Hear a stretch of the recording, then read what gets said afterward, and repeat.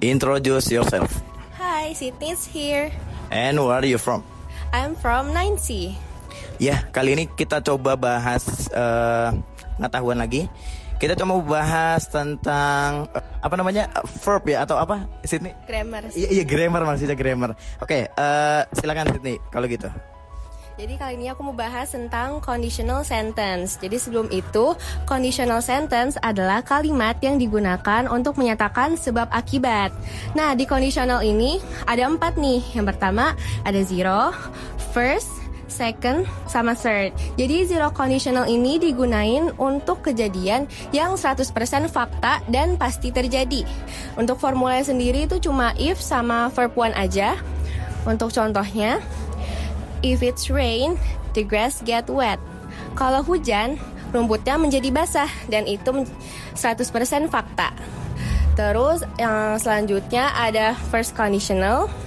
Itu adalah kalimat yang digunain untuk menyatakan suatu kejadian yang mempunyai kesempatan yang tinggi untuk terjadi di masa depan. Jadi dia tuh nggak kayak yang zero, tadi kan dia 100% terjadi.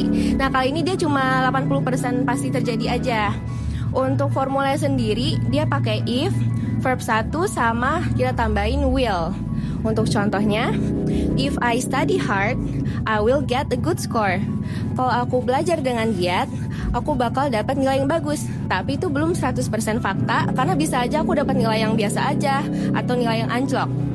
Terus lanjut ke second conditional.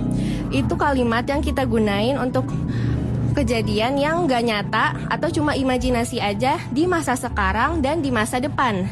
Untuk formula sendiri itu pakai if, terus pakai was atau were sesuai sama subjeknya, sama pakai will dan verb 1.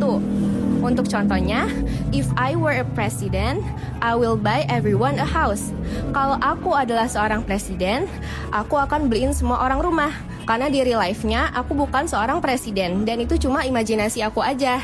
Terus yang terakhir ada third conditional. Itu adalah kalimat yang digunain untuk kejadian yang belum terjadi atau nggak pernah terjadi di masa lalu. Jadi itu kayak sebuah penyesalan gitu. Untuk formulanya itu dia paling berbeda sendiri. Itu pakai if plus past perfect plus would have, sama di sini kita pakainya verb 3. Untuk contohnya, if I had studied harder, I would have passed the test. Kalau aja waktu itu aku belajar dengan giat, aku pasti lolos tes tersebut. Karena pada kenyataannya, aku kurang belajar dengan giat dan akhirnya nggak lolos tes tersebut. Gitu. Waduh, Masya Allah, banyak banget ya. Itulah tadi tentang conditional ya? Conditional. Conditional sendiri maknanya apa sih sebenarnya? Pokoknya itu kalimat yang buat ngejelasin tentang sebab akibat gitu. Sebab akibat dari suatu peristiwa atau kejadian gitu ya berarti ya. Oke, itu aja dari kami. Terima kasih buat Sydney dan bye guys.